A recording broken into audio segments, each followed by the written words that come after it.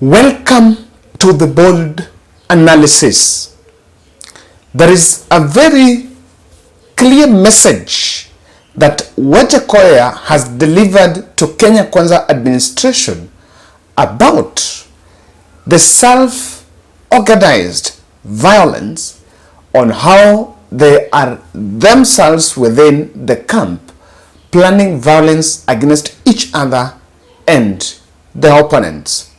And in a very clear message, a speech that he gave for the first time when Wajackoya met the Deputy President Wajackoya in Nyandarua, this is what I think we have been speaking as the bold. It's among the Kikuyus that have made me. Na ningelipenda kusema hivi, Mheshimiwa mtukufu Makamu wa Rais, leo ningetaka nije na Wangoi, my firstborn daughter, 34 years old, mama yake anatoka kwako. Sijui kama ulikuwa unajua namna hiyo.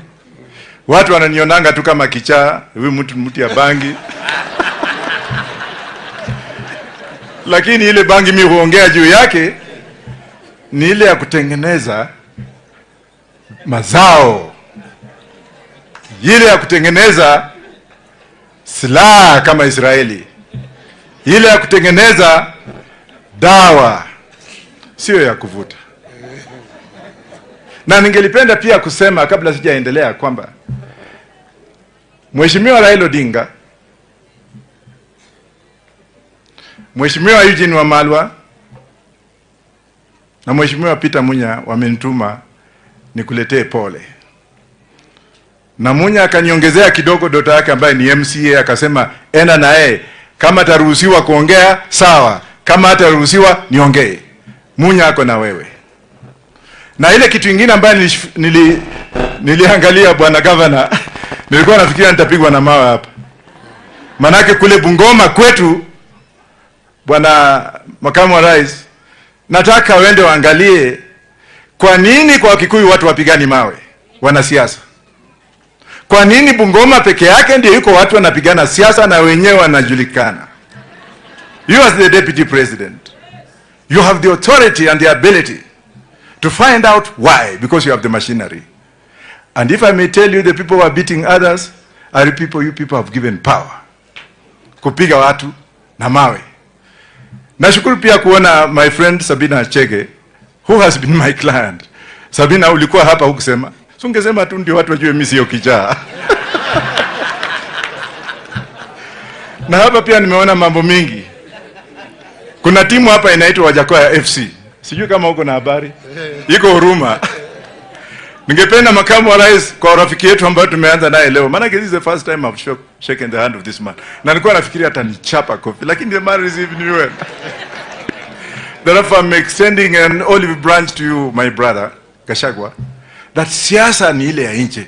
Lakini sisi vile tuko saa hizi Kenya tuko sawa. Hatuko sawa ama hatuko. Isipokuwa ile mambo mengine hapa na pale tutatengeneza vile itakuwa. But I'm inviting you to come to Mumias to have a cup of tea with the Wanga people. Probably, and this is following what you have done in the Kikuyu land. Kikuyus brought me to be who I am today. JJ Kamodo educated me. James Njiru educated me. Nathan Kahara educated me. When I was a chokora in Nairobi. Kikuyu nation, you kill one, 10 are born. You are the bastion, na hii mlima is a sacred mountain. Nyinyi ambao mnakaa hapa kwa hii mlima hamjui, sisi tunajua. Without hii mlima sisi hatuendi mahali. Kweli rongo? Ndio unaona mimi nikienda kwa mlima kila mtu anasema Wajackoya. Na bwana JJ, Bishop JJ. Unajua we are pairing. My wife namna hii wako hivi wanajuana. Sani yako anacheza mpira UK, wangu pia anacheza, wanajuana. Ile kitu sijui tutaungana namna gani. Niko na kadota kanafanya medicine. Labda tutaongea hiyo maneno baadaye. This is not the first time, and I don't know how, Mr. Governor, Bwana Governor. I don't know. Why can't you come to Bungoma, where you have got a governor who is a friend to the Deputy President, and tell them to leave this culture of stone throwing na kupayuka na kutukanana.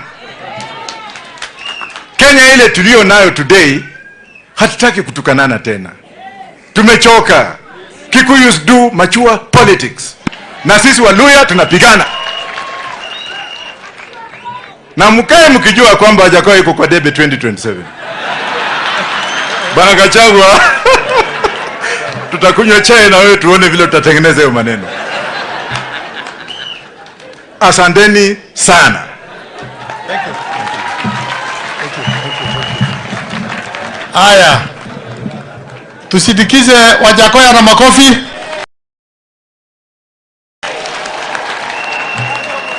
Na nafikiri Wajackoya amesema yote, si ndio?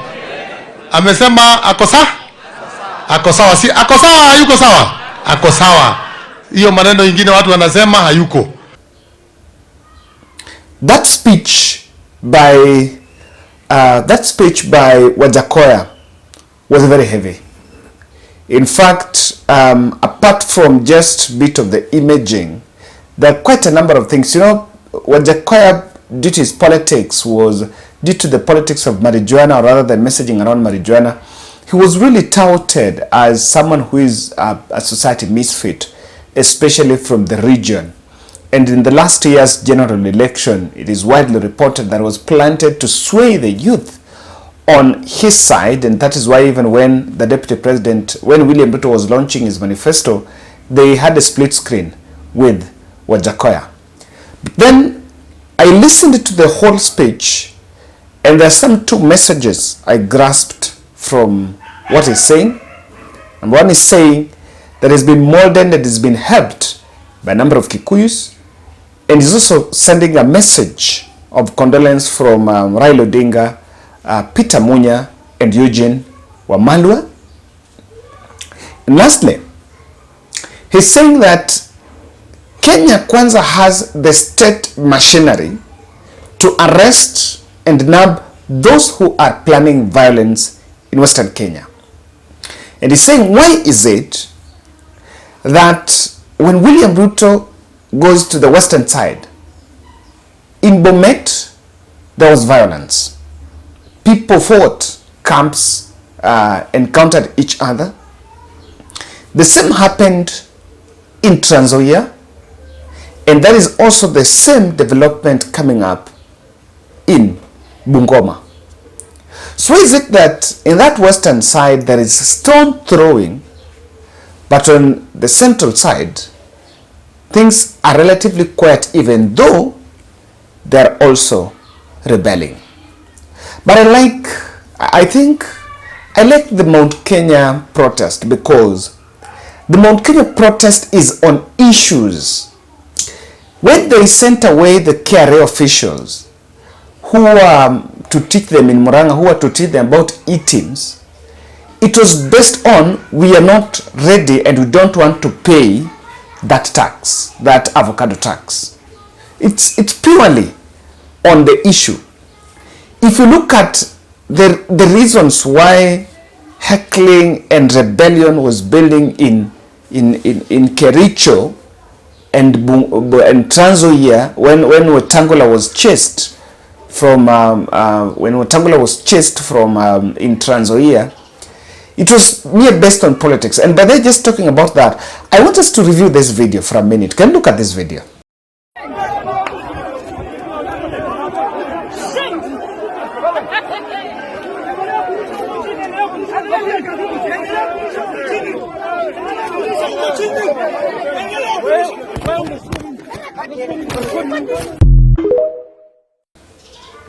Just a side note, what happened? Kwa sababu Wetangula ni mtu ambaye akona security. Is the third in command after William Ruto and Rigathi Gachagua. Wetangula is the third in command, a man who should have full security, elite security. How was it that when violence broke up in Trans Nzoia, those who coalesced and blanket and decided to form a ring around Wetangula were actually villagers? How could goons be able to reach Ifikie Wetangula while he's supposed to have an elite security around him? That was just a side note. That's not why I was, but I'm just trying to engage your thoughts on that, because there is some security lapse in that video.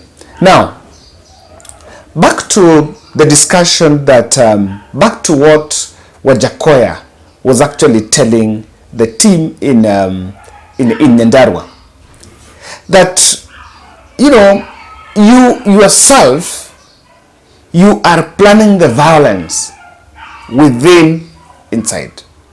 And this is also telling Kenya Kwanza that you have the machinery to know who and why that is happening. So for me, I want us to look at this. What is the essence? Why is this behavior cropping of those leaders? And I've been saying, those who create this violence are within Kenya Kwanza. They are within Kenya Kwanza. Na eti say wanatoka nje. These are people within the circles of power.